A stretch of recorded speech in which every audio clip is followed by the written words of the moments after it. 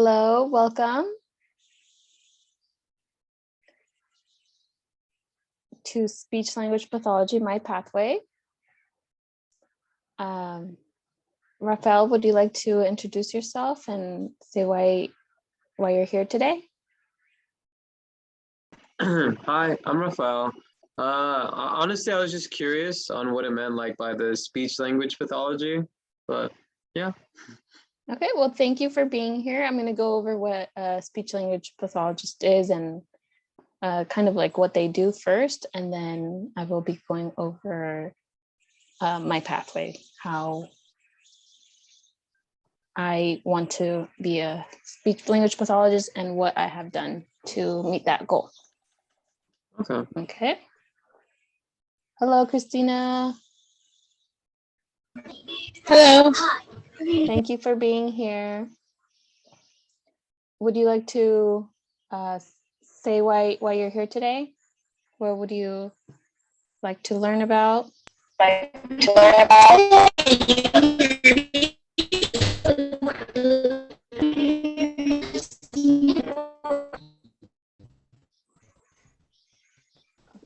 you hear me? Okay, now we can hear you.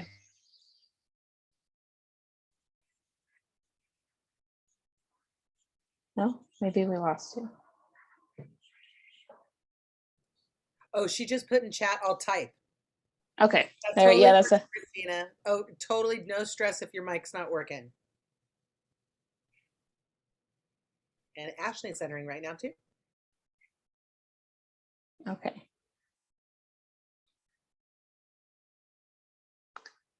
And hello, Ashley. Okay, well, good to have you back, Christina. Ashley, would you like to introduce yourself and kind of share why you're here today?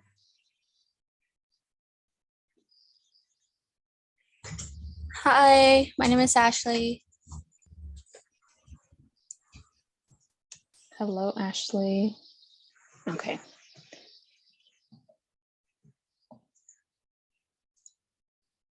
So my name is Maria Malcolm.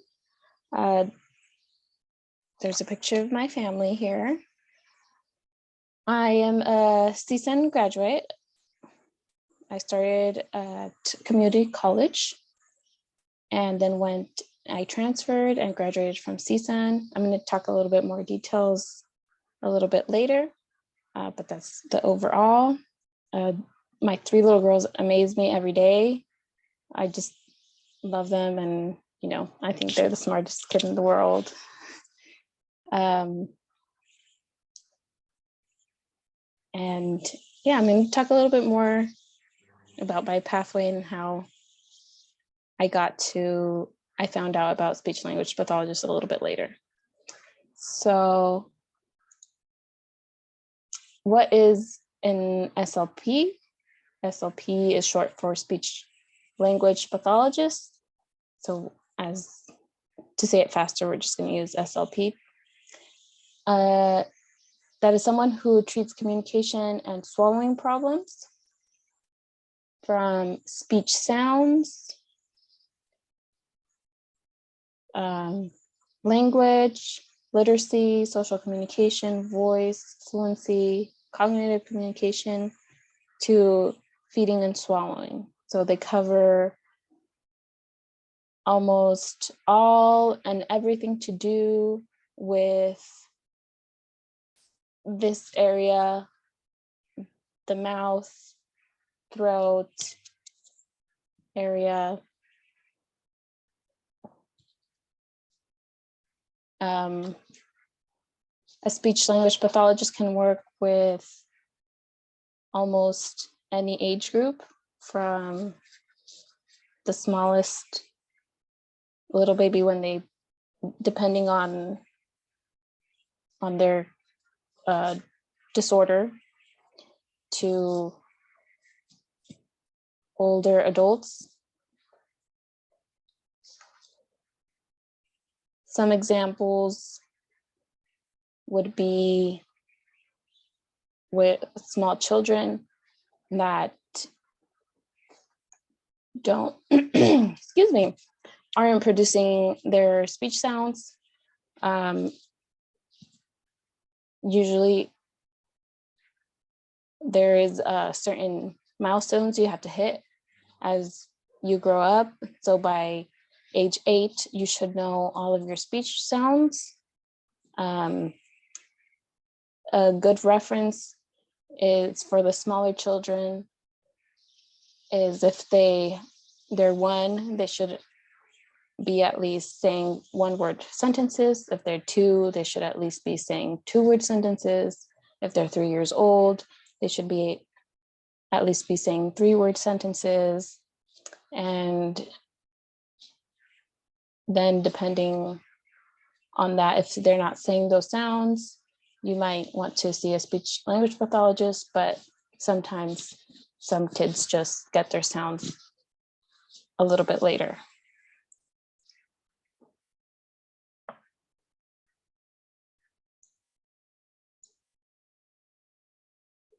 Okay, so now we're going to jump into a SLPA. So a SLPA is a speech language pathologist assistant. The pathways to become a SLPA are if you are in an associate's degree SLPA program, and there is a list. I have a list of those here. They have to be accredited program. So all of these, with the exception of Chapman University, are all SLPA programs. So for example, Cerritos College, where did it go? They have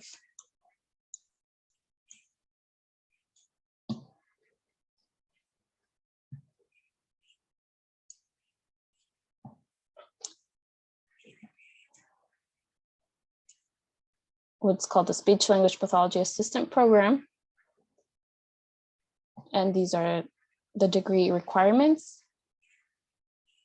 And you know for sure that this is, after taking this program, you will be able to get your license to be a working SLPA, because it includes this clinical experience, which is part of the licensing requirements. So this is what kind of you would expect in a SLPA program. And again, there are other colleges that have this program, and it's an associate's. The other option or pathway you could take to become a SLPA is if you have a bachelor's degree in communicative disorders and also field experience program. So you really do need the communicative disorders or SLP bachelor's degree. And then you can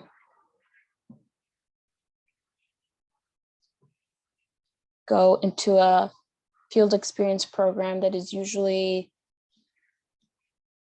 2 classes, but it could be more units. I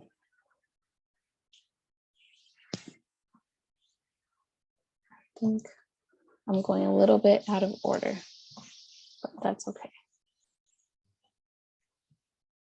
So that's the other option of how to become a SLPA, and that's the assistant. And I'm going to talk a little bit later about the difference between the two.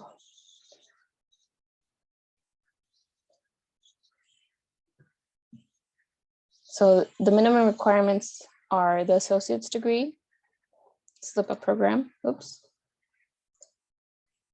and then the bachelor's and fieldwork experience, and that would include the clinical experience hours. You have to do 100 hours, and then you can have your SLPA license. So these are the same colleges that I showed you over here. And I only know of 2 programs that are for those that already have a bachelor's degree in communication disorders. I know there are more, but they're not in Southern California. And they require you to go in person. So here is, for example, CSUN's.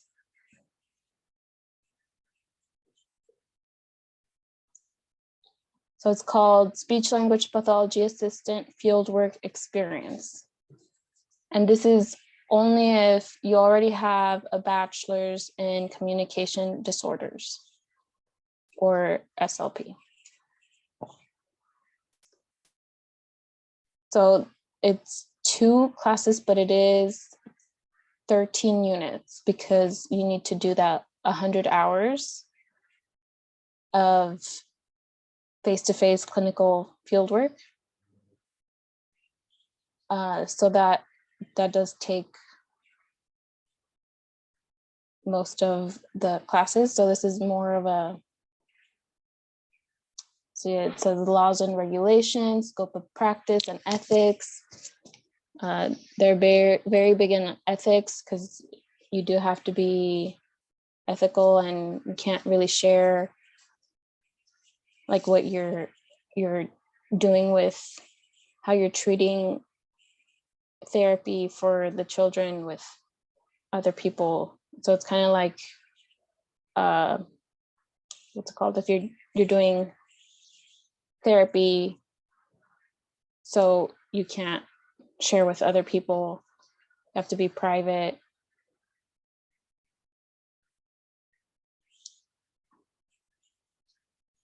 And they're the 100 hours face-to-face and no less than 10 hours of additional clinical support, administrative work.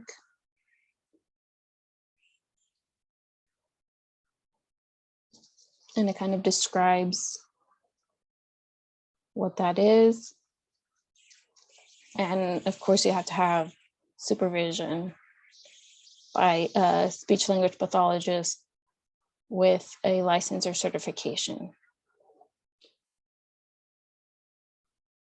And usually for this program, after not including the bachelor's is separate. So this is kind of like a separate program. These are usually about $5,000. Yeah. So most of them are around that. So in addition to whatever your classes are for your bachelor's degree, after you graduate with your bachelor's, you can apply for this if you want to be a SLPA. So that this is still an assistant. And the difference would be that these colleges have it with an associate's degree, and these would be with a bachelor's degree. And if you have more education, then you are usually put up higher in the pay scale. So when you get a job, you won't have the minimum, get paid the minimum. You'll have a little bit more because you have a little more education.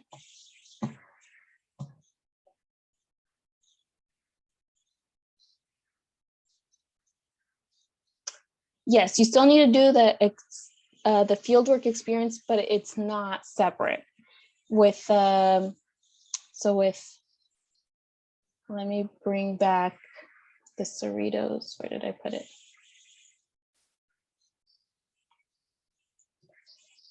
For these, they usually already have it embedded into the associates. Like you can see here, the fieldwork clinical experience.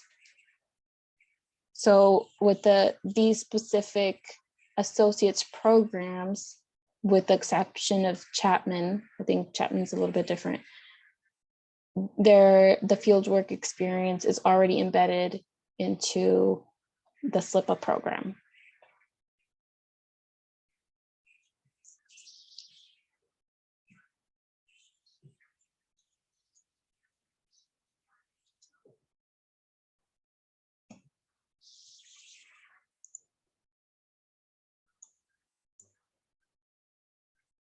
Okay, so SLPA versus SLP. One of the biggest differences is the pay, of course, the responsibilities, and the degree or amount of school.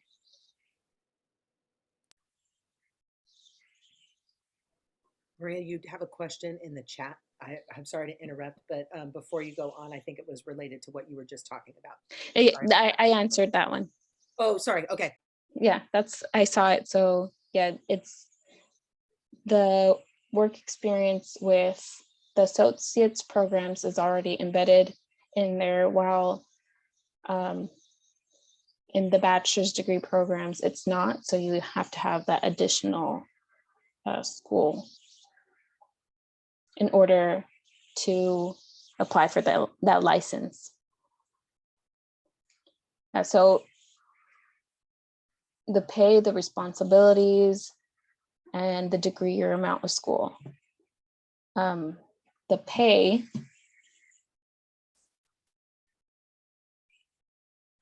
so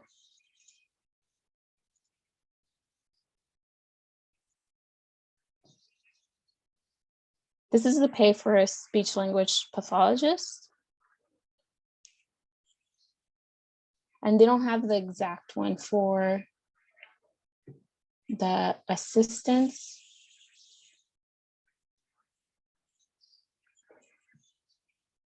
Because they put in the occupational therapy assistants and aides, they put them all kind of together with this website. And this is just the BLS, the Bureau of Labor Statistics. So for assistants, the median pay is about $29 per hour, but this includes like other occupationals. Oh, let me see if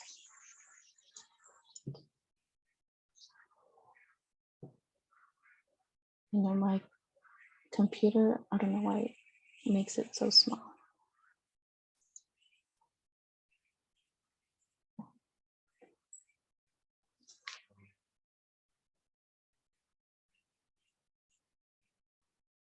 Okay, so for occupational therapists, and this includes just all of the occupational therapy assistants and aides, it's about 29, the median. And for speech language pathologists, it's more towards 41.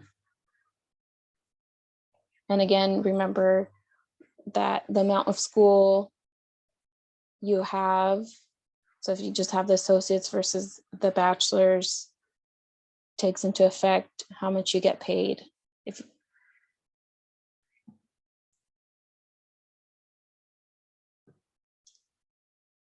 And also where you work. For SLPAs, I heard that it is less common for them to work in a hospital setting. We don't see them as much as in school settings. And so between a school setting and a hospital setting for the SLP, it's a little bit higher in the hospital setting, but you have to remember that schools also have breaks. So maybe they're just not getting paid during the breaks. And that if you work in a hospital, it's probably more year round without as many breaks. So maybe that's why they're also earning more.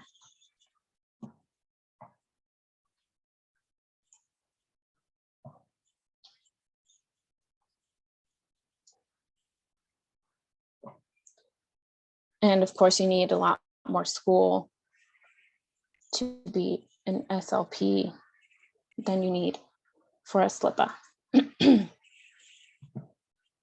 So some of the different ways that you can become an SLP is going from associate to bachelor's degree to master's degree. And the bachelor's has to be in communicative disorders. You can also go straight from bachelor's to master's degree, or if you have a bachelor's in a different field, you can have a second bachelor's in communicative disorders and then go to the master's. Or you can have a bachelor's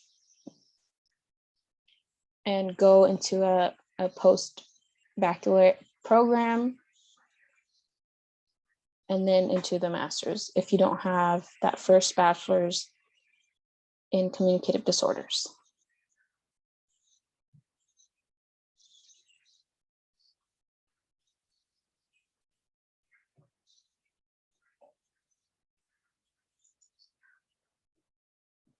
And these are some of the requirements needed to be an SLP that I went over earlier today. So it does need to be a bachelor's. You have to take, depending on your grad program, you might have to take the GRE. In the grad program, you will have to take, every single SLP has to take the praxis, your comprehensive exams, do your clinical experience hours. And then after you graduate, you do your clinical fellowship as a requirement for ASHA to get certified, along with your RPE, which is a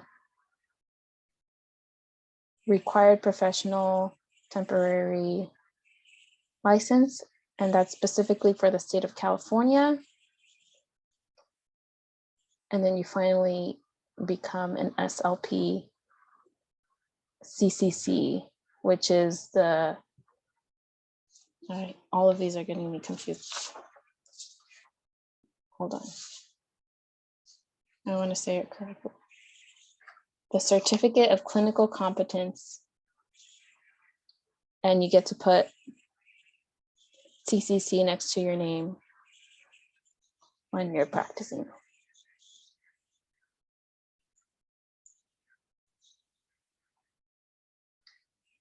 These are just some of the master's programs in California.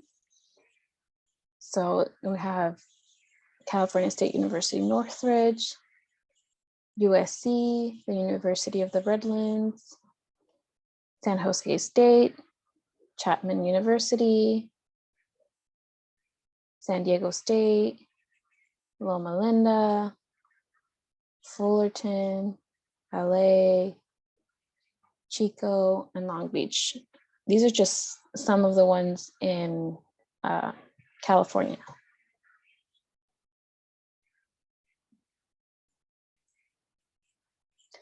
When choosing a program, make sure you consider out-of-state programs, usually done online. Check their program requirements because each one might have slightly different requirements. If it's online versus in person, even for CSUN, they have an online program and they have an in-person program, and look into both and consider the cost and flexibility. And I say this because sometimes when they're fully online, they cost a little bit more because anybody anywhere is able to take it and they don't have to live in California. Versus if it's in person, sometimes it's a little bit less. But you also have to consider, like, online is a little bit more flexible, depending on yourself and what works with you. So don't just pick one program because it's the closest one. Make sure you look into other programs and consider them as well. to see which one is the best fit for your needs and for you. Also, look into working with a waiver. Once you are accepted into a master's program, there are ways in which you can start working as an SLP on a waiver. So a waiver is a type of agreement between the school you are attending and the place you are working at. So it would be like getting a job, a paid job, while still taking classes and being in that master's program. A lot of the SLPs that I worked with started off working on a waiver while they were still in their master's program.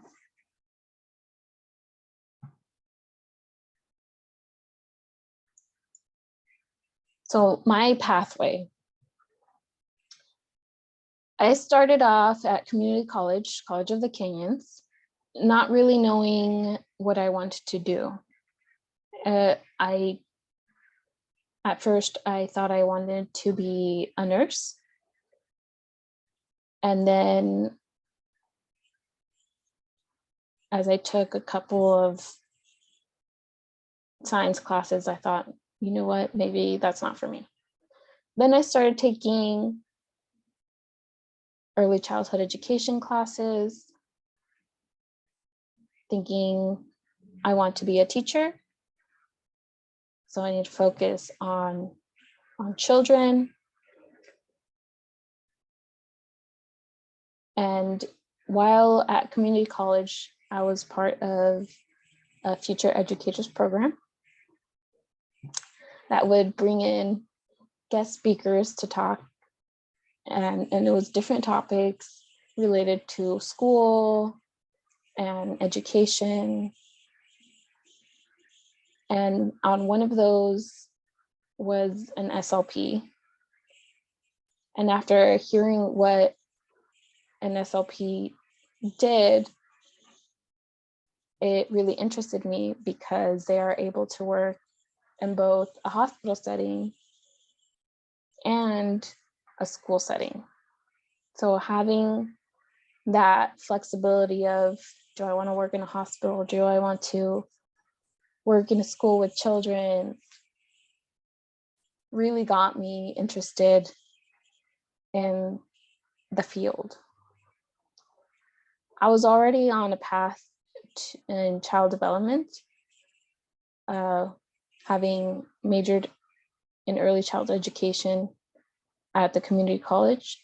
So I continued and finished graduating with a bachelor's degree in child development.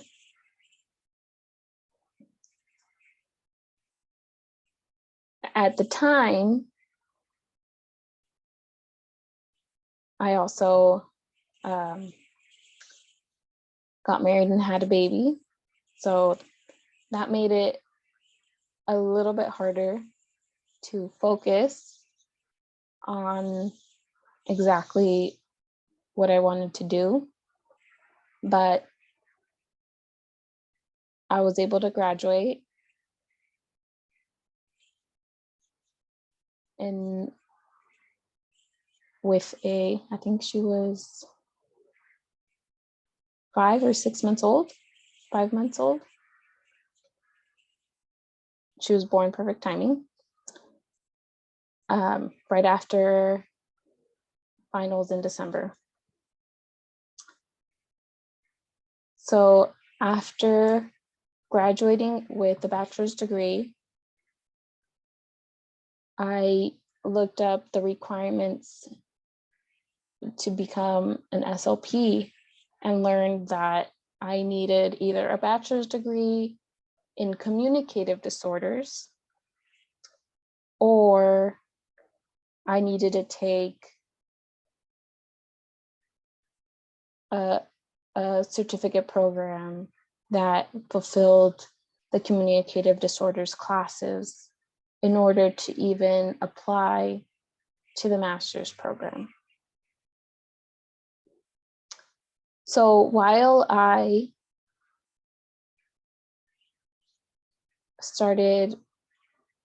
I applied to the program at CSUN, and it was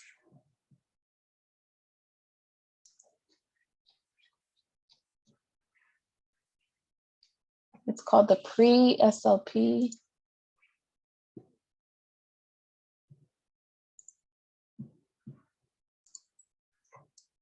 I must have closed.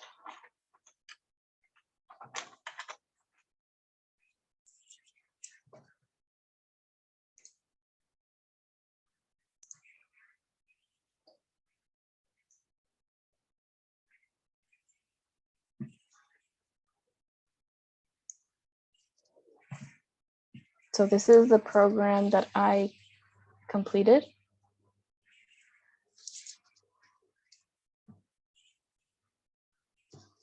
So it's designed for college graduates who desire a career in speech language pathology, but did not major in communication disorders and/or speech language pathology as an undergraduate. So I did not have what I needed to even apply into the master's program. So these are the 10 classes that were needed that I had to take to even look into the master's program. And it was offered online throughout 2 years. I could only take 2 classes at a time with this specific program. There are other programs that might be a little bit different, but this is what I chose to do. And this worked for me because at the time I needed to still work and I had to take care of a little baby. And by this time, I think it was 2 little babies. So if you're considering becoming an SLP, just keep in mind, these are the types of classes that you will be taking. It's a lot of science.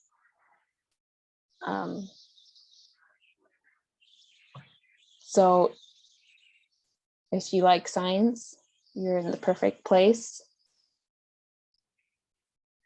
And a lot of they're so interesting. Well, obviously I think they're so interesting, but it just so interesting, the different things that you learn all in that one topic.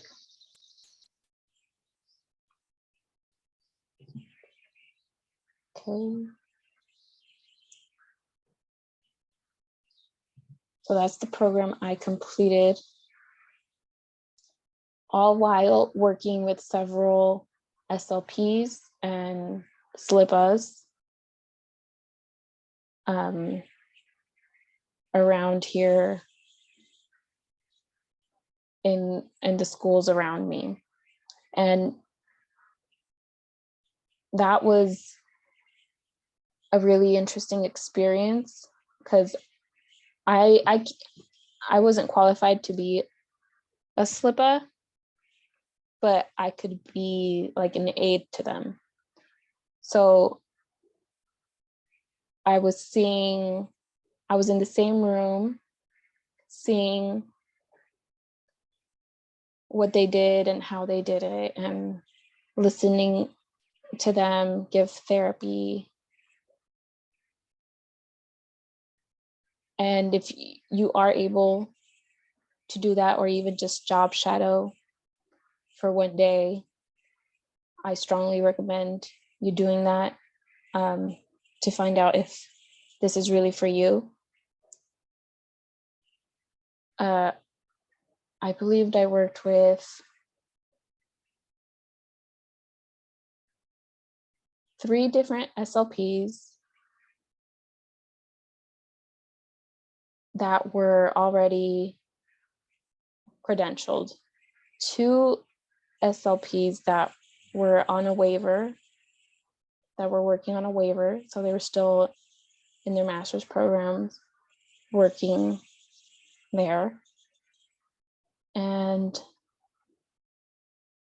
I really only worked directly with one SLPA.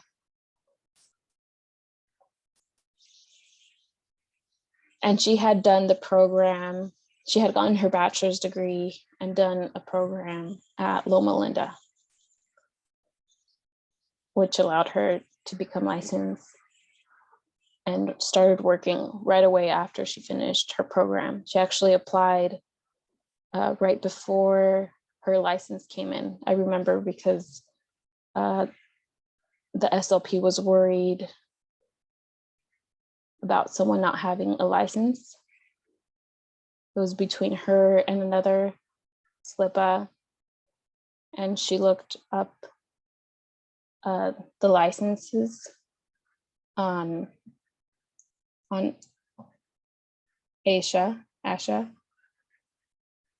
and was able to see that one of them, in fact, did not have a license, so she actually couldn't be a SLPA. Because sometimes you think, oh, I have my bachelor's degree, I can be a SLPA. No, you need that additional school certificate in order to be a SLPA, and one of them did have it and the other one did not.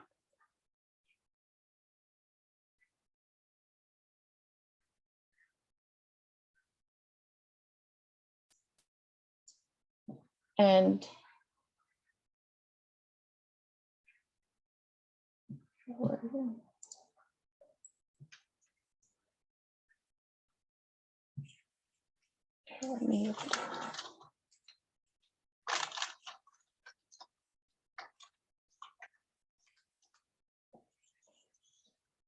so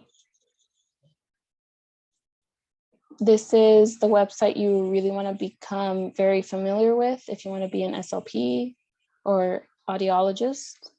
It's the American Speech Language Hearing Association.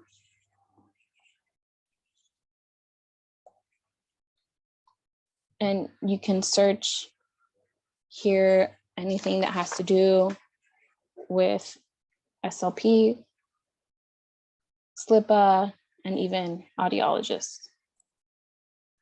An audiologist is someone that puts the hearing aid on. They study all of that. So very related. And this allows you, I don't want to search anybody, but you can actually search SLPs to make sure that they have the correct credentialing needed. Because when you are in school, you do need mentors and field experience, and it's up to you. Sometimes schools provides you with an SLP, and sometimes you have to go and find one to make sure they have the proper licenses in order to give you that mentoring. I actually did search someone earlier today that I worked with, and their name came up, but I don't want to expose them. But yeah, this is a really good website that you really want to become familiar with. So the next step after this for me would be to find a program that works for me, look up their requirements, take the GRE if I need to, and apply for the program. But right now I have 3 children, so I was taking a little school break.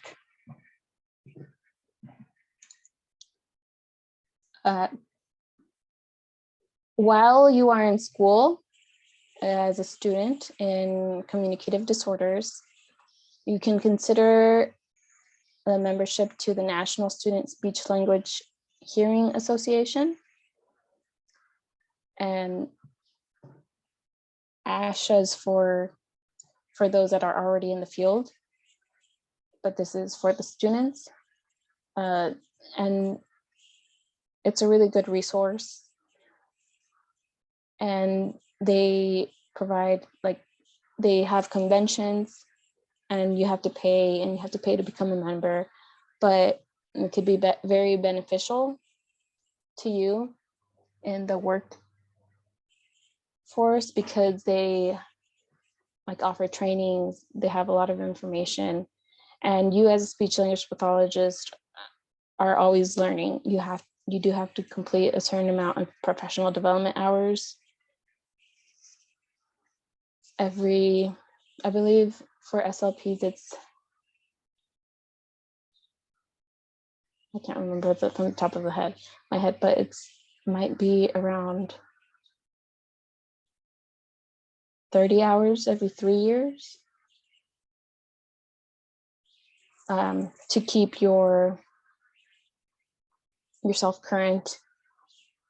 And one of the ways you can do that is by going to their convention. And if you're a member, they give you a discount to their convention. And the convention is literally like kind of like classes, like breakout sessions where you go to different booths and learn about different things. They have, I remember one of the SLPs after the convention coming back with like a big mouth type thing that can be really useful when you're trying to help young kids with like their tongue placement to make certain sounds. So that is a really good website and association to be part of if you are an SLP. Oops. Sorry, it's so small. Now I can't get rid of it. There we go. Okay, any questions?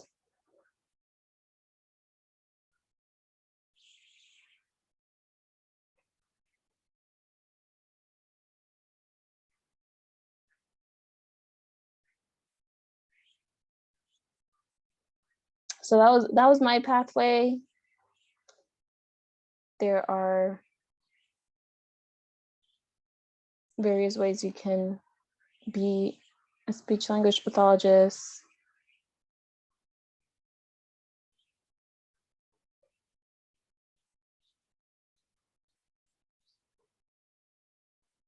Make sure you consider these when choosing a program.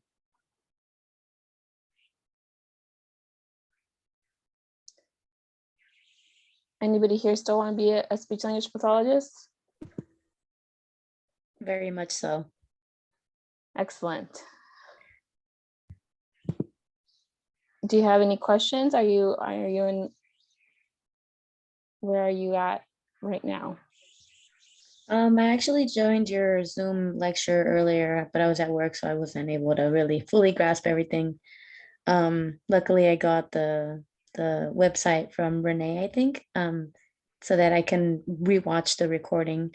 But basically, right now, I just got my AA to transfer in psychology, and I just recently got accepted to CSU Fullerton under like the communicative disorders major.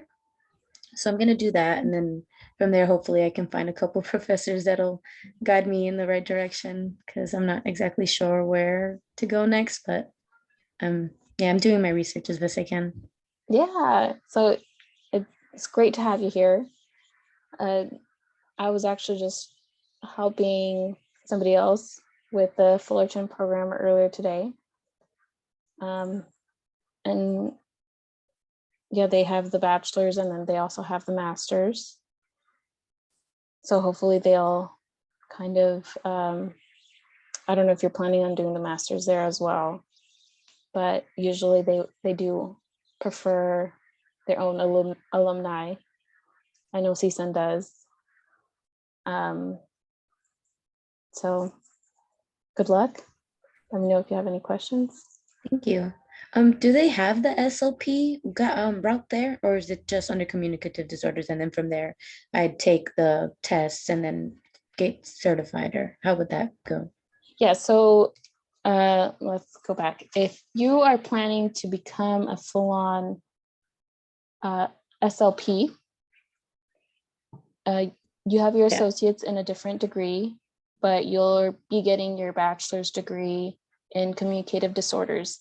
And communicative disorders is it's the same thing as SLP. That's the major to have in order to become an SLP.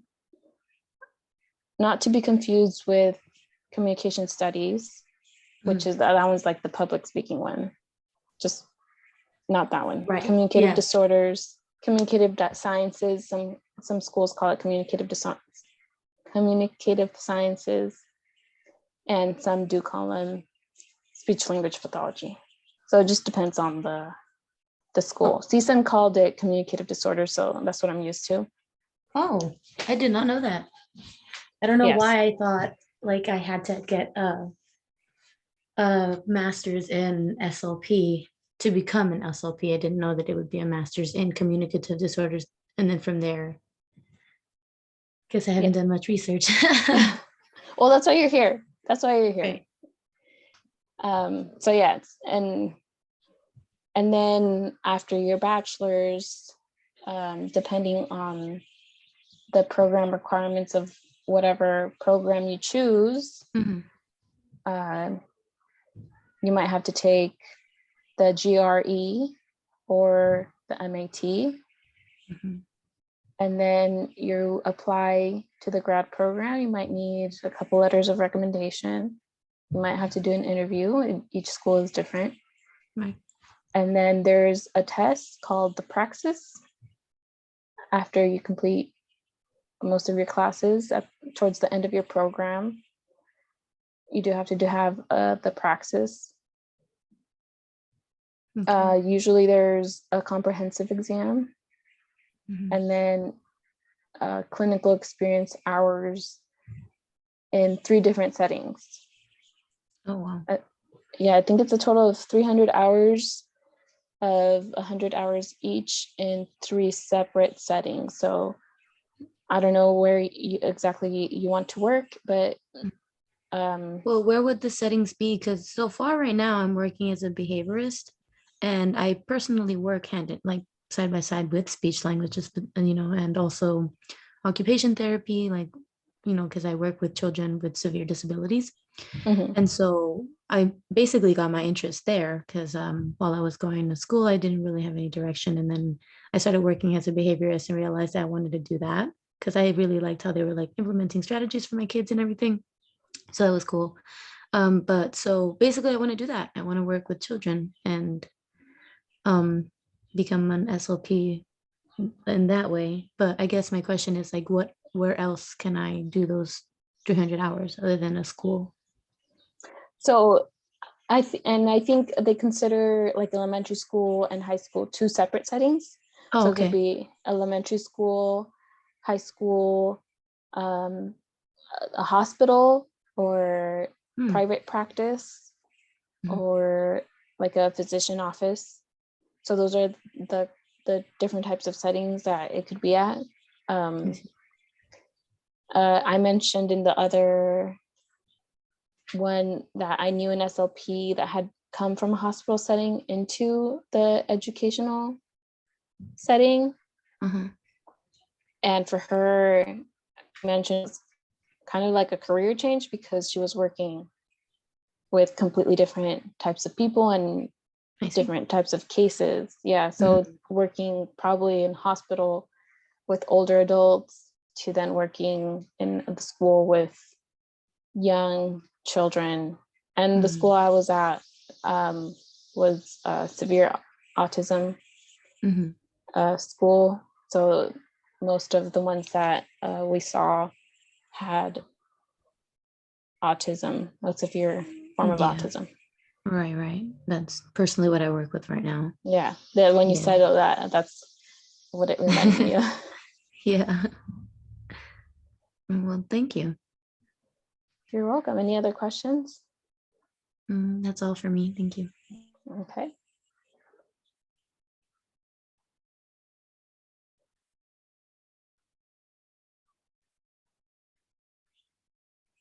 So yeah, let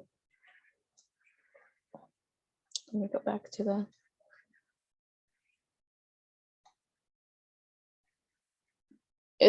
We can work with many different age groups or settings. Some of the things that I haven't seen personally, but still interests me is working with people on their accents. I know some SLPs work with actors to develop an accent or get rid of an accent for certain roles. I know of someone that's worked with an SLP because of their cleft palate. So kind of like a cleft lip where they have missing a cleft palate is where part of their palate. So that the roof of your mouth is missing. So they're not able to produce certain sounds, and the SLP will help them produce those sounds. One of my classes was a big part of stuttering, people that stutter and fluency. And that one was really, really interesting because sometimes you wouldn't guess that somebody had a stuttering disorder or somebody stuttered because of how well an SLP worked with them and taught them to kind of move past their stuttering. And the mentality, it was just really interesting of how it like never, sometimes it never goes away, but you learn to live with the stuttering and not be embarrassed of it. Because for some of the cases, this was like cases online that were already treated. It was a video.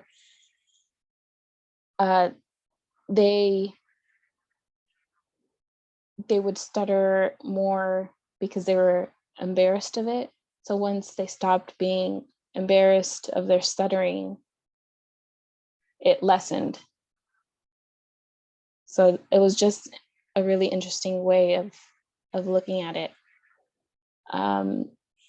Feeding and swallowing,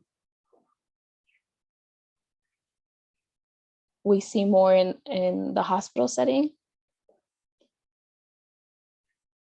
with older adults or people that have had a stroke. SLPs have to go in and make sure that they're eating correctly and swallowing correctly when the food goes into their mouth, into their stomach, because that can cause other health problems. And also with people after they've had a stroke, sometimes they lose mobility. So they have to relearn how to talk with the help of an SLP. because the stroke affects parts of your brain, and certain parts of your brain can control your mouth and speech. And we learn all of this in the classes. Also, another one that I really didn't know SLPs worked with was social communication. Like, I had no idea that they worked with people on their social communication, but I did see it firsthand in one of the therapy sessions where a school age child, he kind of needed help taking turns and knowing what to say and talk to people. So they practiced that, like saying hello, how are you, and then pausing, having that pause for the other person to be able to say hello. And in young children, that's important when they're trying to make friends and play in the playground. So that was really interesting to find out that they also work on social communication.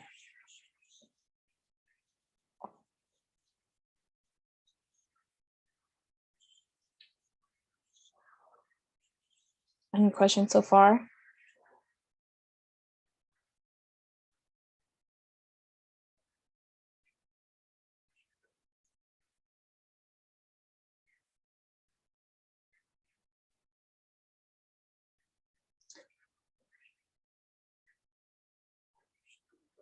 You're welcome. Yeah, it's I learned a lot, not only through the classes, but also having that experience. And my experience was mostly in the school setting, in the classroom, working with a lot of children with autism or the special education classes. As an SLP in the school setting, if your school has special education classes or autism classes, then you are most likely going to be working with those children. If your school does not have those programs, then it'll probably be more working on articulation and phonology. So if they have a list, or if they can't say certain sounds, then that's what you would be working on with the children. And in the hospital, it's more, I've heard it's more feeding and swallowing. Unless they've had like a stroke, then they work on also communication, their cognitive communication, making sure that all works.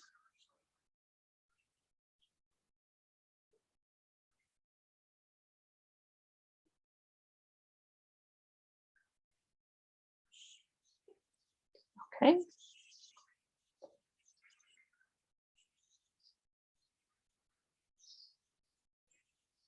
Any questions about certain pathways to take?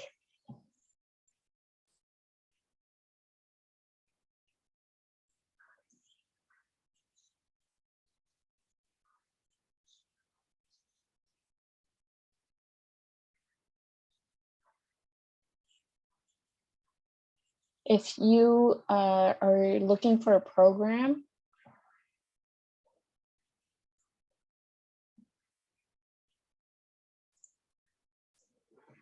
you can,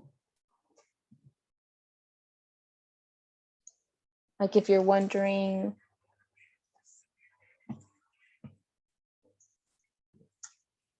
what programs there are in certain states, you can search in here.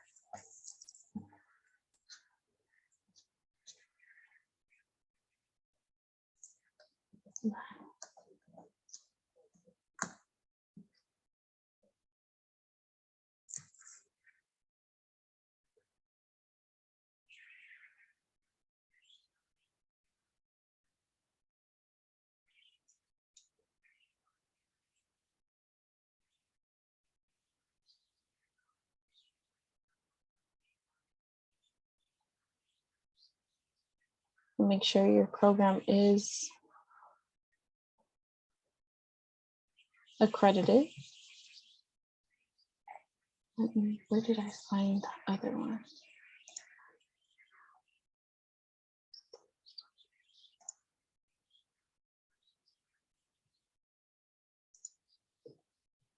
I have it over here. I'm just trying to figure out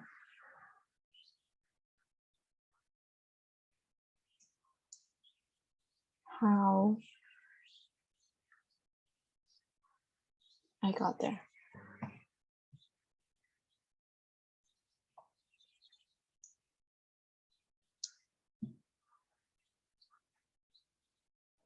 So you're able to see all of the programs that are accredited.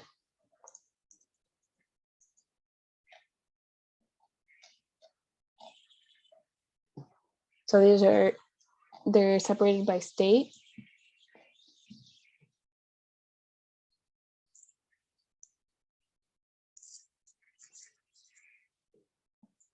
And you can actually just click on them. Let's see.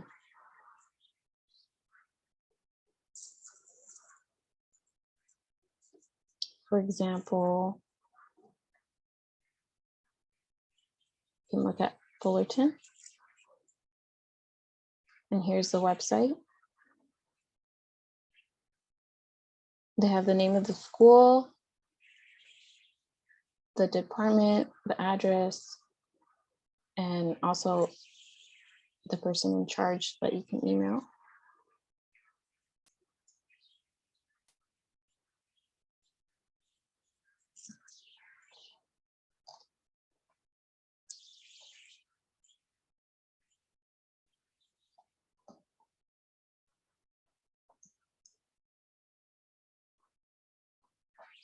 Navigating different websites and school programs is a skill. They're all different. And get information.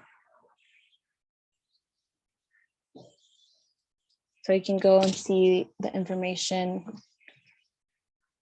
I know I looked that up from the ASHA website and then got to that other one.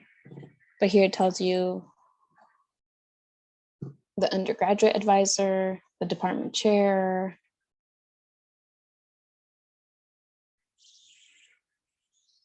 so if you have questions about your bachelor's degree, then you can ask this person. It tells you what you need to have the bachelor's degree.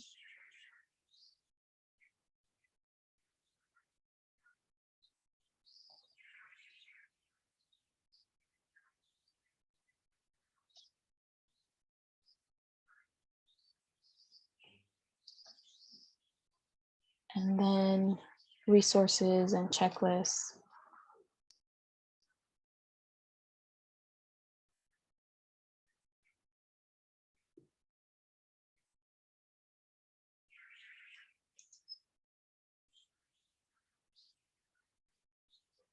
Of your requirements in order to graduate.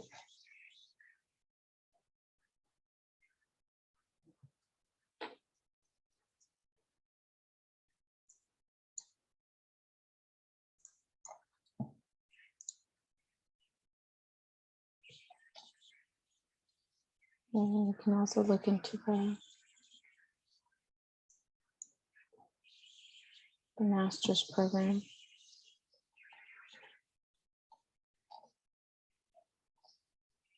Does it say the requirements?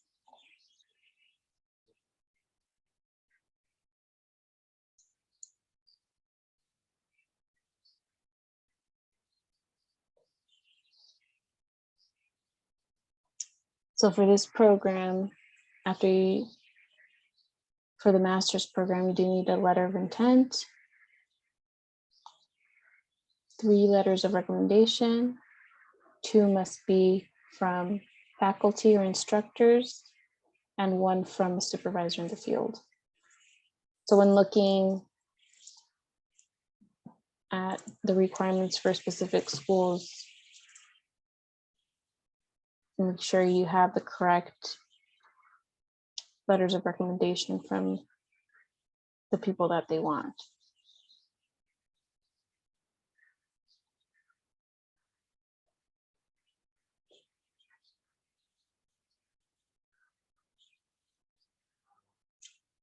And for this one, the GRE is not required.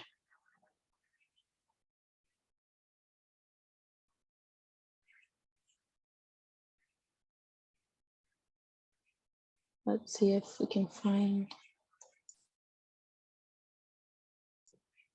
the other requirements. The admissions requirements.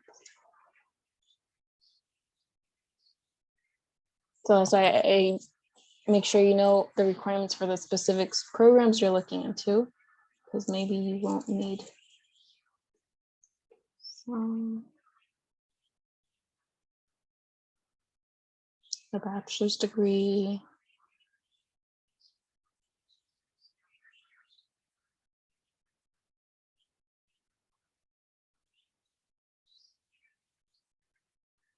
A 3.0 GPA.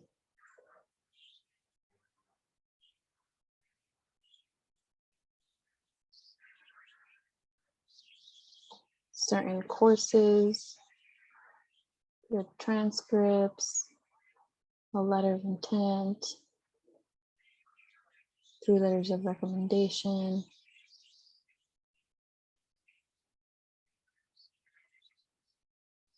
And this is for international students.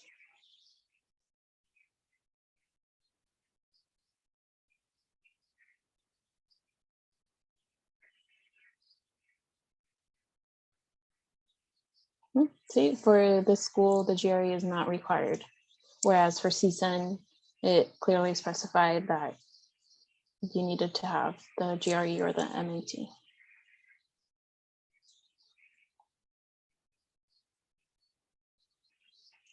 And additional classes, you have to make sure you take.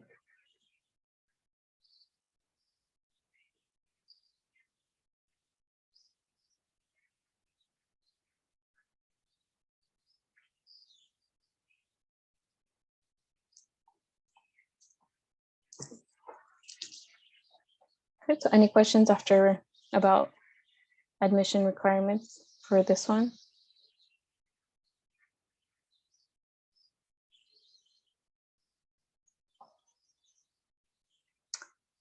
They're very different. Not very different, but different in that the GRE is not required. And the GPA scores a minimum requirement. Let's look into.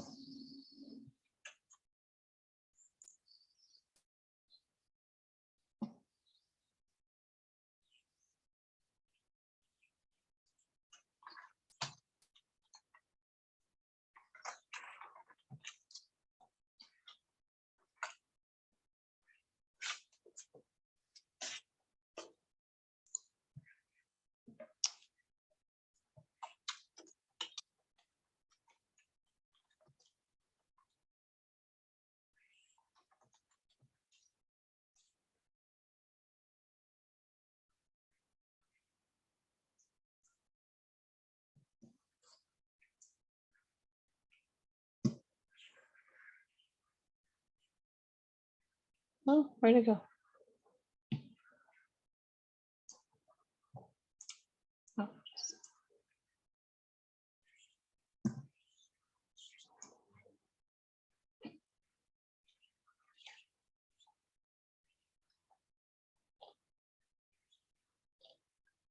so for CSUN,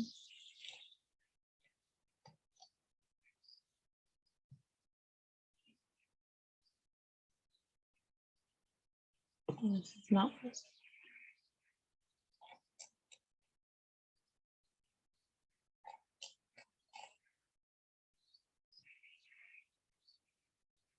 No, this is the BA.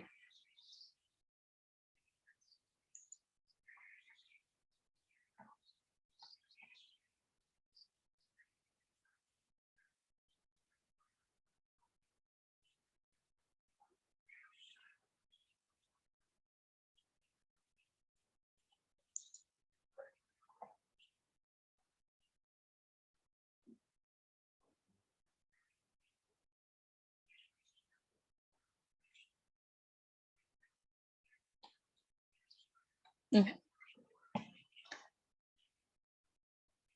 So compared to the CSUN master's program, you need a bachelor's degree, the approved undergraduate courses, the application, 3 letters of recommendation on departmental forms. So I think that means from the professors that you took your undergrad from, and submission of scores of the GRE or the MAT.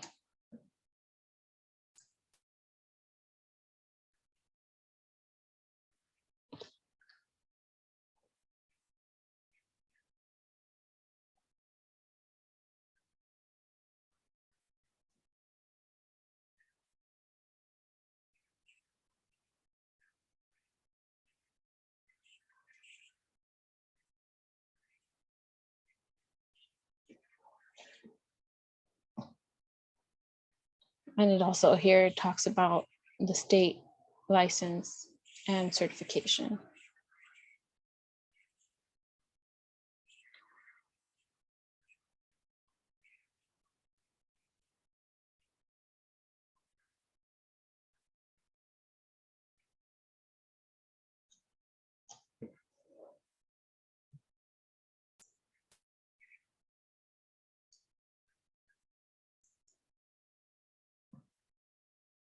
Any questions?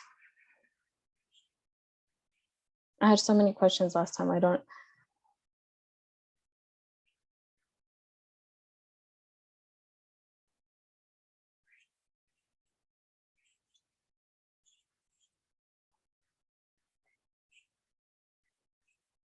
know what else to talk about. I was thinking, would you mind talking a little bit about like tips when you're in the program? Like, because I would love to think that programs are all like even, and they're not. And so, like, when you had struggles, or what were your resources, and like, what was your go-to? Was it your family, or like, what was your motivation, and what kind of bumps did you hit? And then how'd you Okay. deal with them? So one of the hardest classes for me was actually phonetics. Phonetics,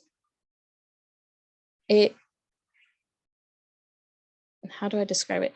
It's more about how you say, how they sound versus not so much how they're spelled. So, and it was very interesting, but I had a hard time with it because you needed almost to learn a whole nother language with phonetics.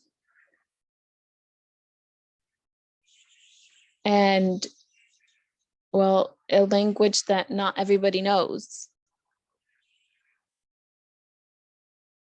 So that was really hard trying to understand and like really become familiar with it. Let me see if I can pull up an example so you know what I'm talking about. Kind of like if you have a hard name to say, you spell it out phonetically so that they know what sounds to make. But it's not just one name. You have to learn everything in that. So like you're talking about the diphthongs and the schwas and all those phonetic terminology that Yes. you don't hear in class frequently. So when you go into a specialized class that's talking about things like how do you sound out the sound B for a child? If you say ba versus, you're adding an A to it with a ba. And so then it becomes a schwa. And so you're talking about that piece of it, right? Because that, I totally get you. That was challenging for me as well, because it does feel like a different language.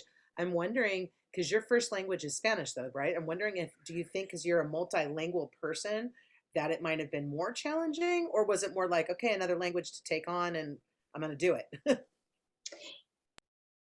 Yes, I feel like it was more challenging because I already have two ways of how I think about I. It could be in Spanish, E, which sounds like an E in English, but it's actually I in Spanish. And then sometimes you had to learn specific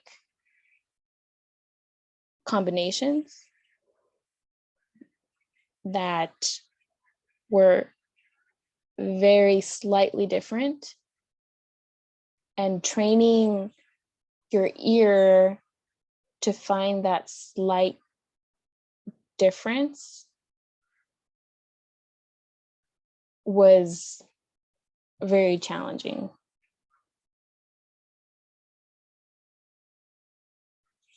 I can't think of a specific example right now.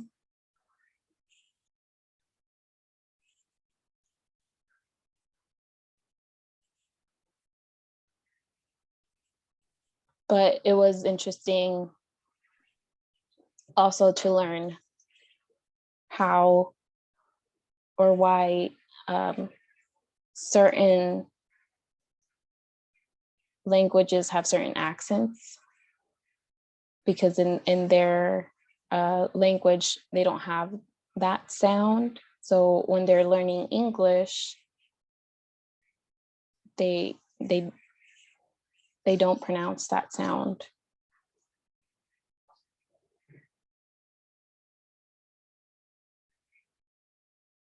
So that was a really challenging class. And it was really interesting, but it was very challenging because the teacher even described it as learning another language. There was no C anymore. Like in when you're learning phonetics, like there is no C, there's only K or S, because that's the sound that C makes. It makes a K sound or it makes an S sound. So that's kind of like what I'm talking about, and it was very challenging. Also, if you already know that you're going to apply to the master's program, and if you know what master's program you're going to apply for,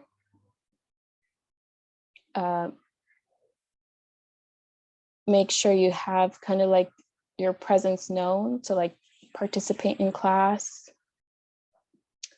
and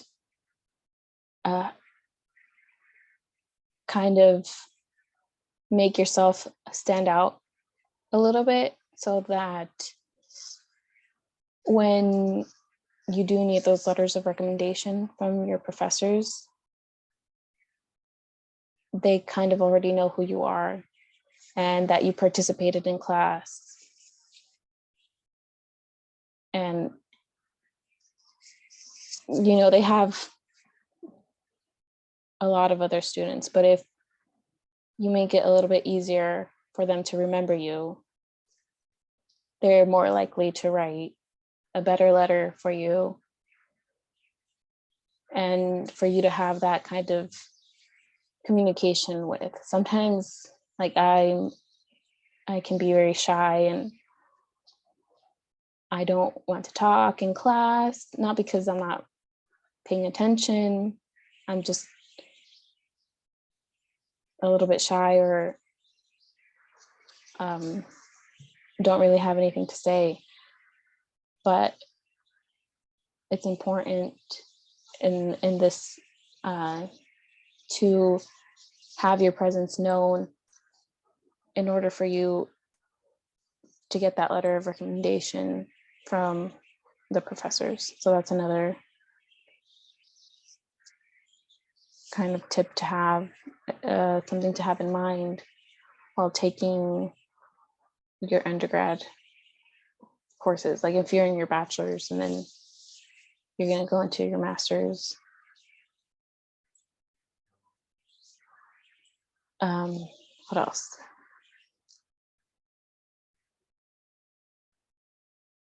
Each class was kind of very specific. So because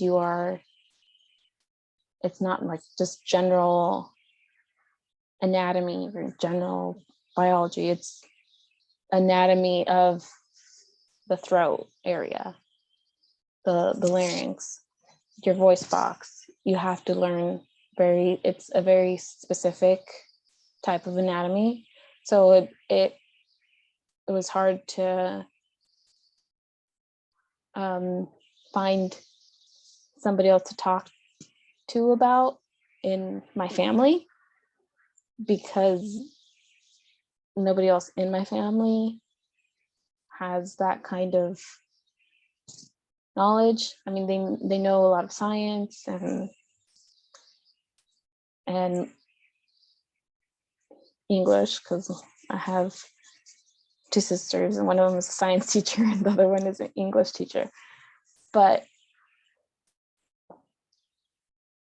so what helped was also, like, if I had a question about something, I did have the SLPs that I worked with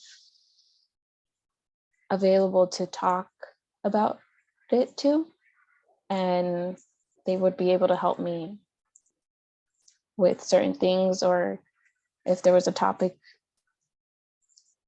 in one of my classes that I didn't really understand and they worked with in the field, they could explain it a little bit more to me.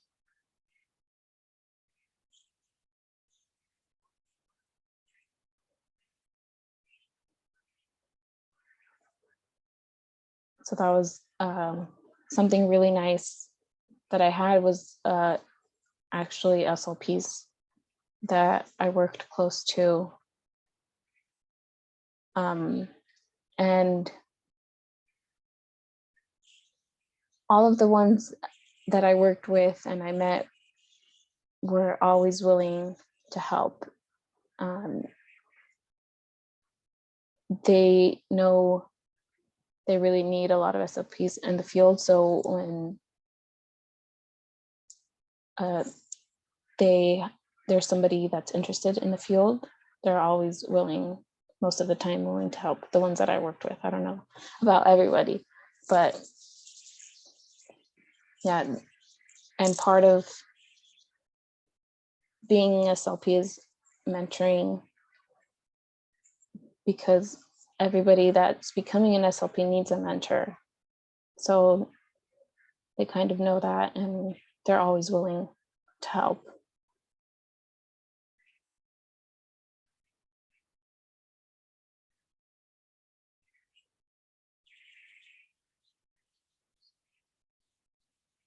What else? I'm trying to think what else. How about good places to get mentors? Because I know that's a tricky thing. I work with a couple colleges that have a mentoring program, and I have other students that are at other colleges who are like, oh, can I be involved? And I want to say yes, but it's limited to the 3 schools. And so then it's like, how do you help somebody to find that mentor, or how do you find that person? And I know also with SLPs, I would imagine that would be kind of hard, Maria, because it seems like, they're really busy when they're at schools, and it's not like there's 20 of them and they can kind of spread the work.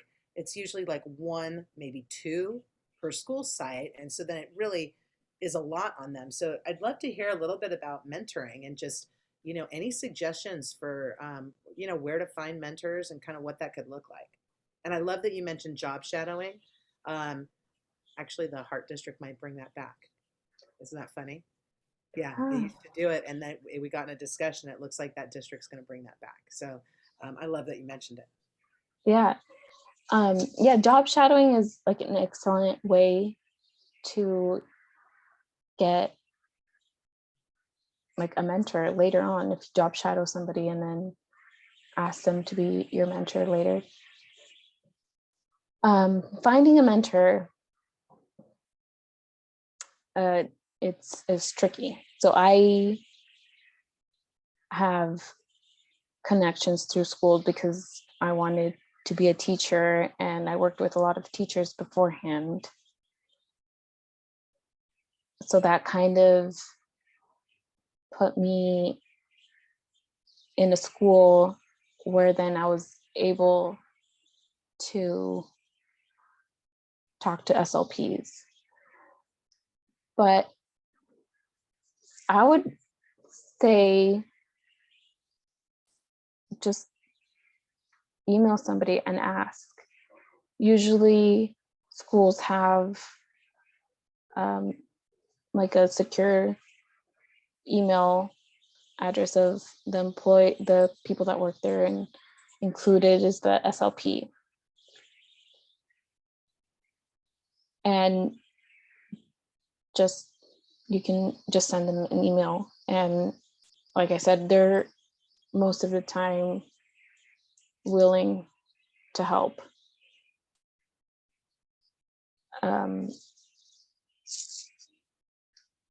I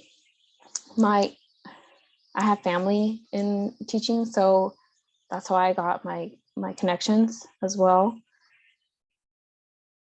And from the one connection I had, she connected me to all the other SLPs that I worked with. So just putting yourself out there. I mean, what's the worst they can do is say no, or then you just try a different person. So yeah, just putting yourself out there, ask to job shadow, ask just to have lunch with somebody and talk about what they do during their lunch, or if you know anybody that is an SLP, or outside of that setting, just ask them. It's funny, I used to think about my fieldwork students, because, I taught the intro to teaching class for a long time in my career. And one of the things that was fascinating is when we would do our fieldwork placements, I'd always say, like, do you have a kid and do they go to a school? And people would be like, yeah, like, wait, I could do my placement in the place I'm already volunteering where my kid goes to school. And it's like, yeah. And even though the last couple years, nobody's been, nobody who's classified as a volunteer has really been on campus until now. Like, things are opening up. In fall, we're anticipating it to be even more open. And so sometimes those people are like right in front of you, but you don't even realize it. And so I love that you said just saying, like, let's go out to lunch and, let's do that, because that's the kind of thing that can make a huge difference, by all means. Yeah. And like I mentioned, there's SLPAs, but there's also just regular aides that don't need licensing or certification. And like, they don't usually post those positions online. The SLP has to kind of request to have an aide, and they can only do like a certain amount of hours. For where I was working, it was 6 hours a week for the one SLP. So how I started working with the SLP is that her aide that she had to help her kind of just do like copies, put, you know, laminate papers type of work, left, and she was in need of that aid to help her with the extra work. So I met her through one of the teachers that I knew,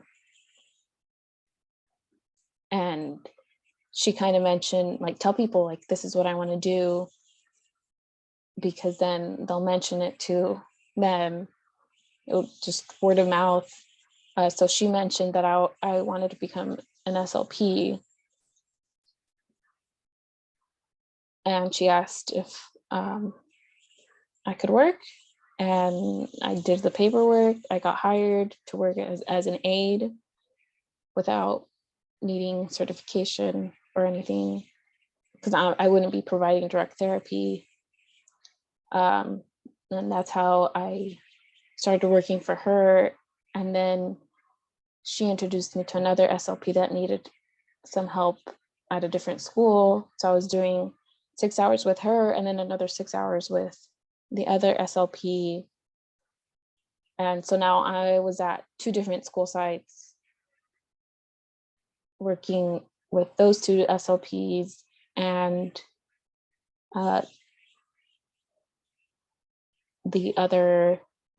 there was one SLP on a waiver. So she was doing her master's program while working, and she was working not 100% full time, but I think it was like 75%. I don't remember exactly, but she was working almost full time and going to school for her master's. So she did have a little bit smaller of a caseload, but I was able to ask her about her master's program and how she did it and how she's doing and how she likes it and how she was able to work while still in her master's program, and just kind of have that relationship where I can now still text her and ask her questions.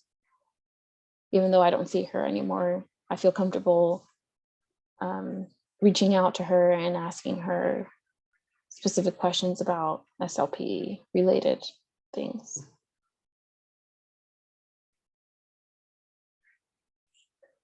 And for some of them, I even asked like what was their pathway and how did they decide to become an SLP? And for some, they majored in something different, like I did. One of them majored in linguistics. One of them had a completely different career and had a career change. And then there were those that knew right away after high school that that's what they wanted to do, and that's what they did. I know the one working on a waiver, she actually was in school in Arizona with online classes, but with that program, you did need to go to an in-person orientation.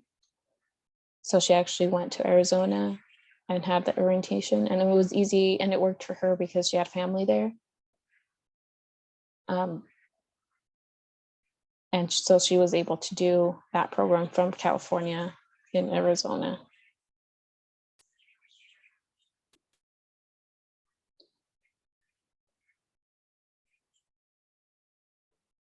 yeah, just being in the same room, even though I was working on other things, being able to watch or observe different SLPs and how each one worked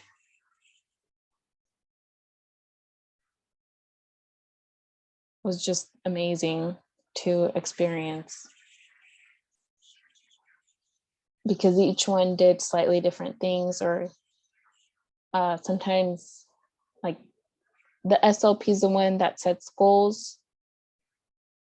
goals for the students, while the SLPA also works on those same goals. The SLPA does not set the goals, but they work with the child on those goals.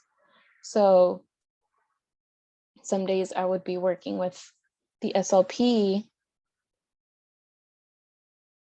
and watching how they did therapy on the same child as the SLPA, working on the same goals, but did completely different types of therapy to work on that goal.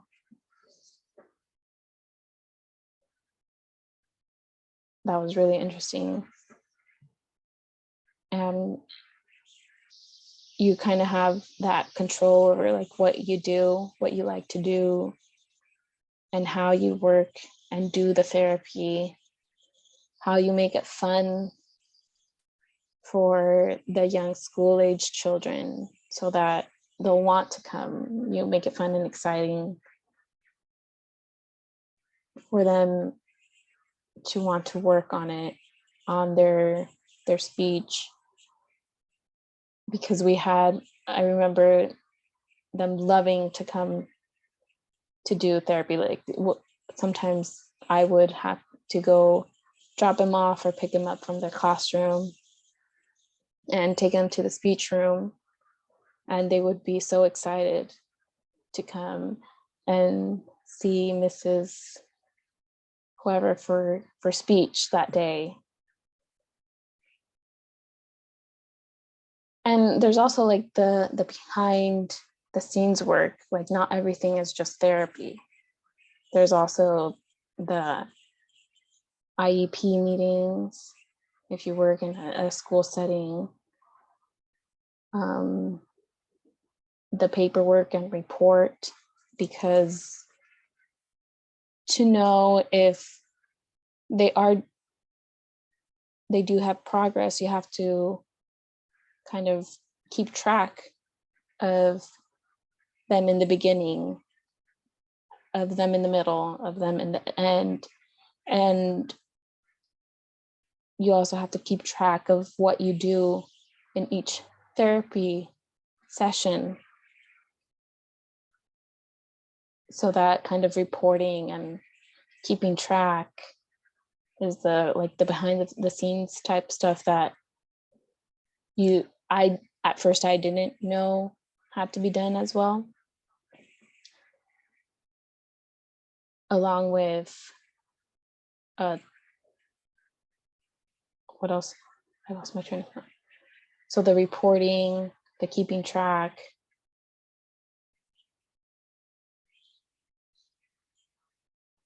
the IEP meetings,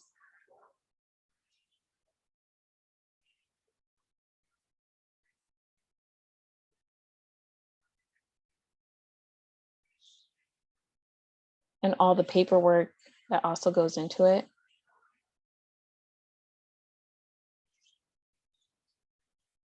The finding what works with certain children versus others. And sometimes you have to kind of try and keep doing the same thing, and you have to learn when to change it and when to keep trying to do the same thing. Because you only see each child a certain amount of time a week, depending on how much therapy they need. It might be 2 days a week for 30 minutes. So then that's just one example. So at the beginning of the year, if they don't already know the child, it's a lot of getting familiar with them, getting to know them, getting them to trust you, kind of like how teachers have at the beginning of the year. But it's with the smaller time because they only get him for a small time of the day, depending on where you work. I'm talking specifically for school settings. But yeah, that was one of the challenges as well for the SLPs, getting to know the child, to know like the things that they like in order to get them to work on their speech sounds. It's like the little things that you don't really think about that you need to do in order to be successful at your job.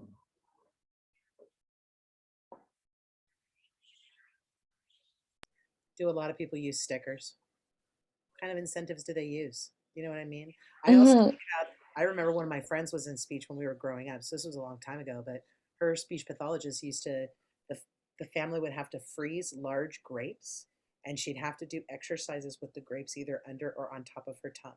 She was old enough that there was like no sort Yeah. of choking hazard kind of situation. You know, we were probably like in maybe like fourth or fifth grade. It was pretty old to still be receiving the intensive services that she was having at that time, for a general ed student who really didn't have any other like developmental delays and stuff. But what kind of incentives are you using? What kind of things have you seen? You know, that was, I love that you said like you go in one room and you see one strategy somebody's using, and then you go in another room and for the same exact challenge, it's a totally different strategy that they're using. Yeah. So I did see one of them did use stickers and sticker sheets. So they would get a sticker, and then once they filled up their little sticker sheet, they'd get like a prize or something. Some of them had beads, like they would fill up their beads, and if they had a certain amount of beads later at the year, then they could come to like the pizza party or the speech donut party. Others that needed that more immediate reward, like in the special education or autism classes, they would come with gummies or M&Ms,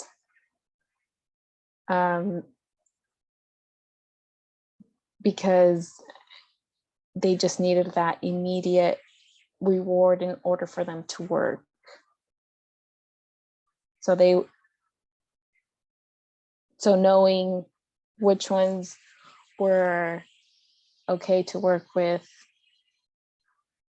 just the regular, like a bead or sticker, and then others that didn't work for them.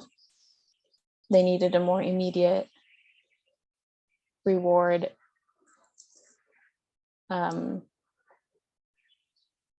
And sometimes they would come with a sheet and they would say what they're working for on that sheet, written in like an expo marker, a dry erase marker. So if that at that moment they wanted to work for a coloring sheet and they wanted to color, or they wanted to work for some iPad time,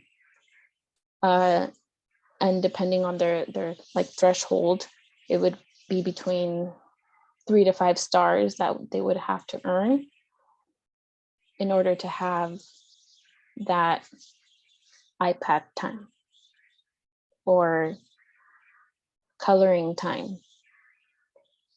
So you really have to learn the child and make it specific to them especially in the special education range, because they can be a little bit harder to work with. They're not as motivated. And it just depends on the child. But those are some of the different things I saw. Stars, they have to gain stars in order to work for something that they picked. Sometimes they'd have candy, gummies, or M&Ms, goldfish sometimes, if food was their motivation. And sometimes they have stickers or beads.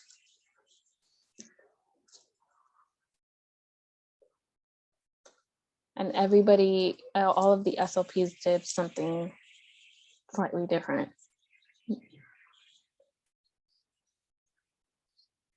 And I don't know if you've ever been in SLP in SLP room, but they have a lot of toys. And each toy can be used in a different way for goals and purposes. So they're not just toys to play with. They have a purpose and a goal in therapy as to why they're in the room. So sometimes they would come in and they would want to play with a certain toy, or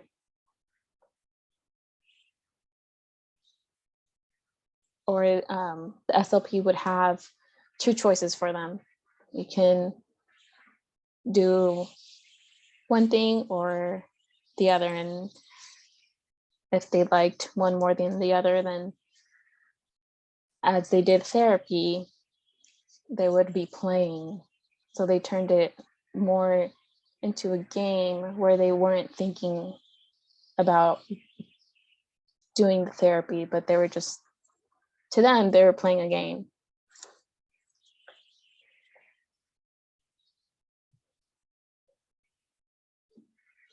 So sometimes SLPs look for specific games. I know one is the pig, where you enter the coins, and then it pop the pig. It was a popular one. What other ones? Mr. Potato Head was another one, because you could use that for almost anything. You get a certain piece, or they'd have to talk about the different parts of the face. Yes, did you have a question? Yes, I do. I just where am I at? Can you hear me? Yes.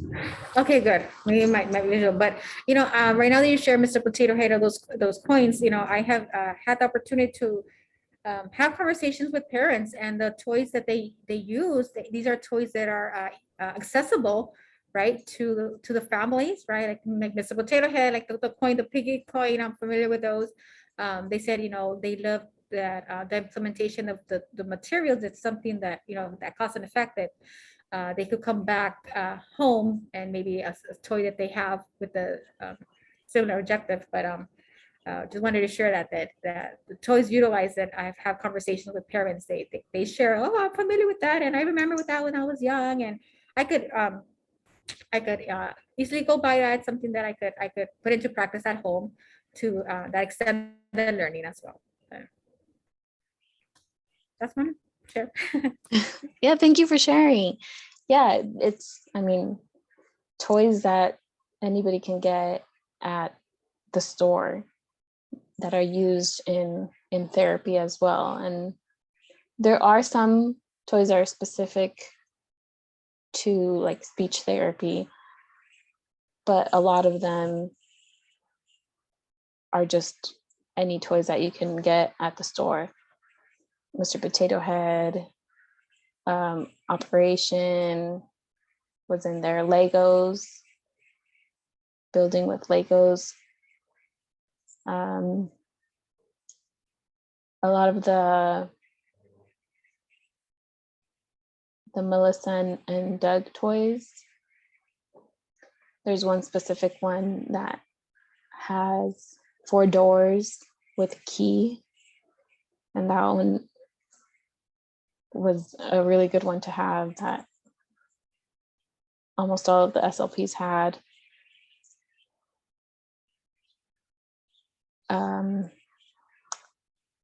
The little people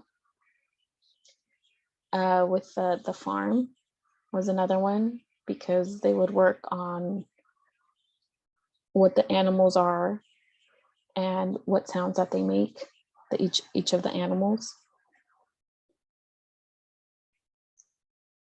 So that one, Put the right one. I just put a Melissa and Doug that is like a family. Is that the one you're referring to with the key? yes, Okay. yeah. So that's the one that was really popular as well, because they have to find the right key to go into the right door, and then like you could use the family, or you could use other things that they liked to put in there. So once they worked some therapy, you could put something else in there, or depending on what goal that they have, you can integrate that with the goal that they're working on.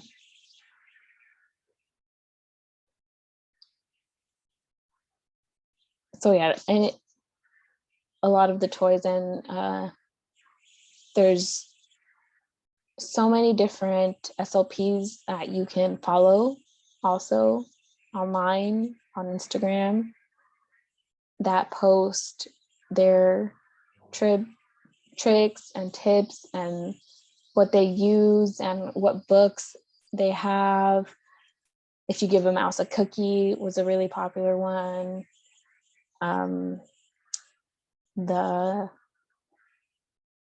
The Eric Carle books for the younger kids, since I did work a lot with the younger preschool type kindergarten kids.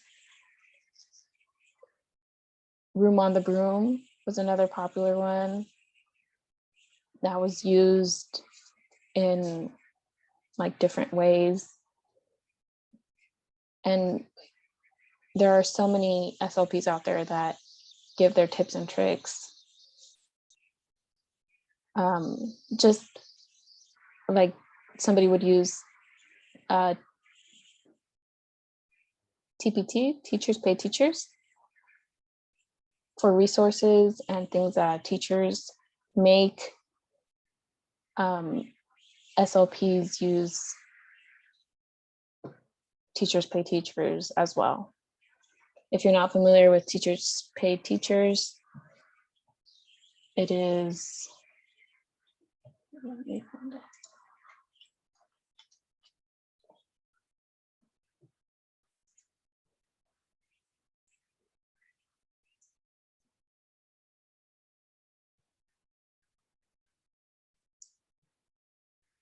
So they pretty much give you resources,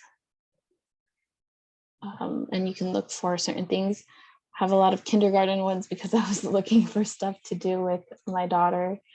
But you can look for speech therapy,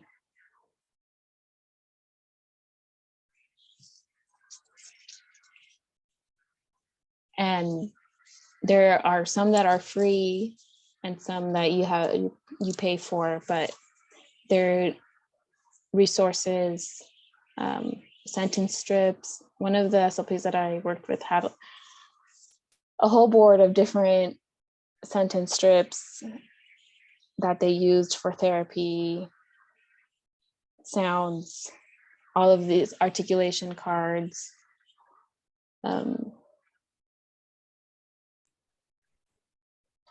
Yeah, it's a great resource once, even before when you're doing your clinical therapy hours.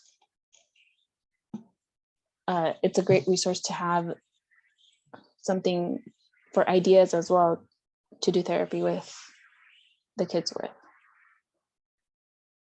It's yes. Miriam, I have a question. Does the age, what age does this resource go for? The age, is it for just preschool and older? Well, an SLP can work with almost any age group. This resource is more for the ones that are in schools sites, I think, because it's a lot of for resources for teachers. And so I know it goes up to the high school level. Okay, that's good. Is there any way, can you put the link on the chat so we could, Yeah, that'd be So- great to have access, you know, I'm a teacher, having these resources is great, thank you. yeah.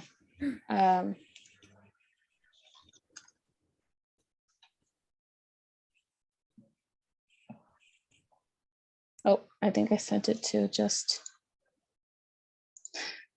let me send it to everybody. There we go.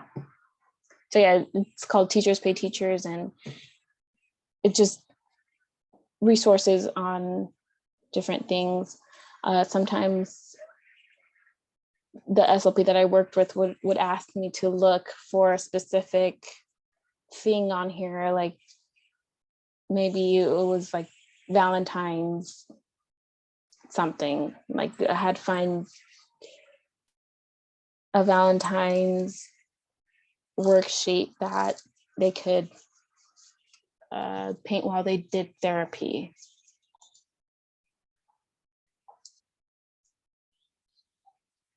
And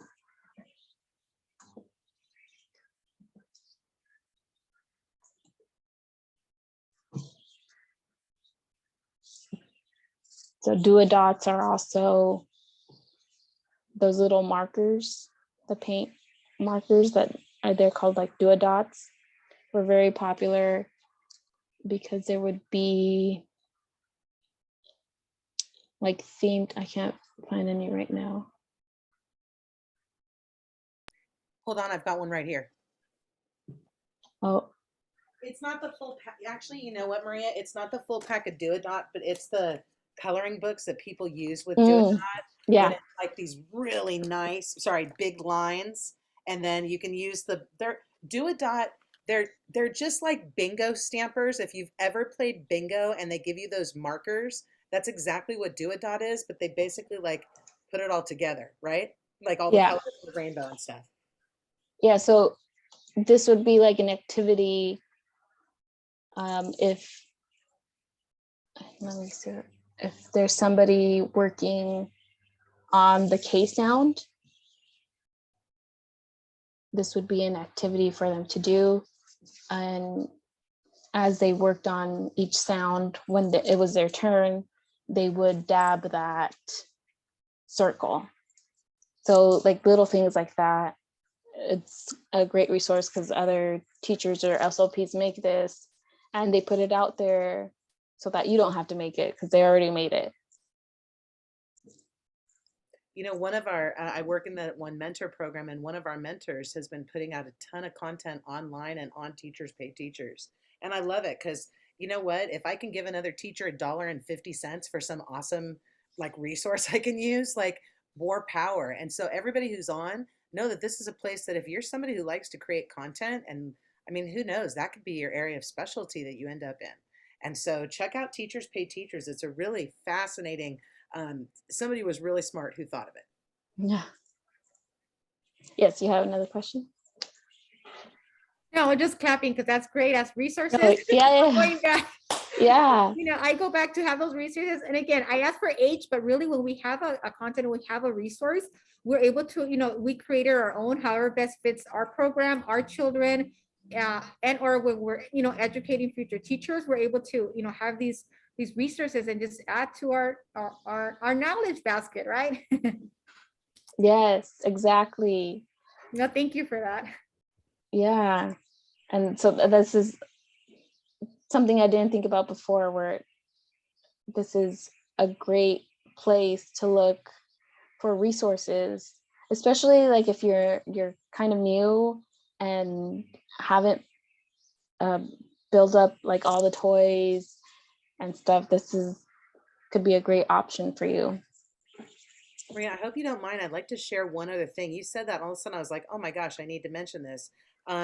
If anybody is on either Facebook or Instagram, there's a group called Distance Learning Educators, but it's like this fantastic team of like 25,000 people across the world that got to know each other during the pandemic. That if you are ever looking for anything, you can be like, I'm going to an SLP interview. Does anybody have really good questions that I might be able to review before I go in? I'm looking for a mentor in Southern California. Can anybody help me out with that? I mean, I've seen like so many different types of posts. It started as an online, like everybody in the pandemic, and now it's just like all 25,000 people have kept going. So I just put the Facebook link in the chat. If you're not on Facebook, just search Distance Learning Educators on Instagram, and you'll find them as there as well. And it was actually started from two teachers in Los Angeles who met each other online at a training and didn't actually get to meet face to face for almost a year. And they created Wow. a community where 25,000 people are active. So definitely check that out. That's the one thing nice about our field. We all like to help each other and we like to share and we like to collaborate. It's the nature of the people who are in it. Yeah, and thank you for sharing that, because it's seeing, reflecting now, the SLPs kind of had that like connection, even though they were at different sites. If somebody needed help in a certain area and they knew that somebody else already worked in that before, then they would just ask them for help and recommend resources, or if they had resources, they borrow each other's toys sometimes and just go back and forth. Maria, I literally found a box of 3-dimensional shapes this week, and I was like, oh, this can't just be sitting in my house. Like, I've got to get that into somebody's hands. I think it's, you know, it kind of goes along with who we all are with that connectivity, and we're helpers. We help. Yeah. Yeah. Also, I know we're over time. I appreciate everybody staying on right now. What other questions or comments do you have for Maria or anything right now?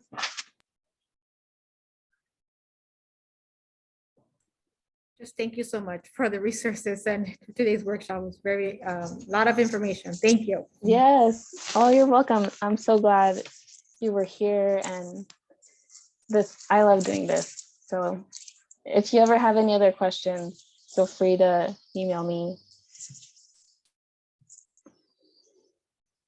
We're all learning, and that's how I look at it.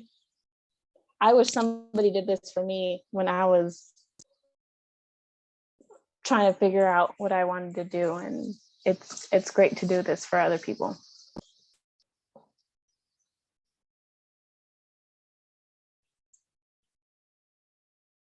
I hope you don't mind. I'm going to give a plug too. Tomorrow, we've got a session in the morning from 9 to 11 on tips for supporting second language learners.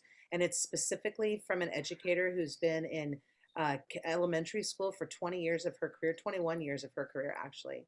And then this weekend, we have 2 really great ones I'm excited for.